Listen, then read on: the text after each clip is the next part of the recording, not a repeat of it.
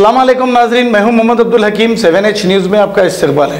कांग्रेस के महबूबनगर के MP candidate वंशी चंद्रा रेड्डी ने अवाम से कांग्रेस को वोट डालने की अपील की है। आइए देखते हैं ये रिपोर्ट।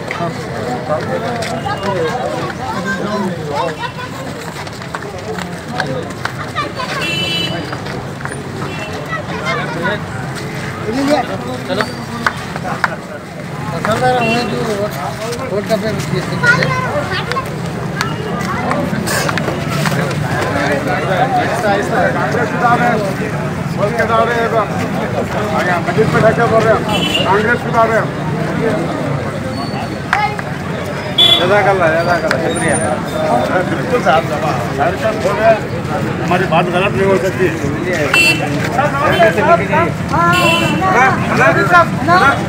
अमीनुद्दीन जा रहे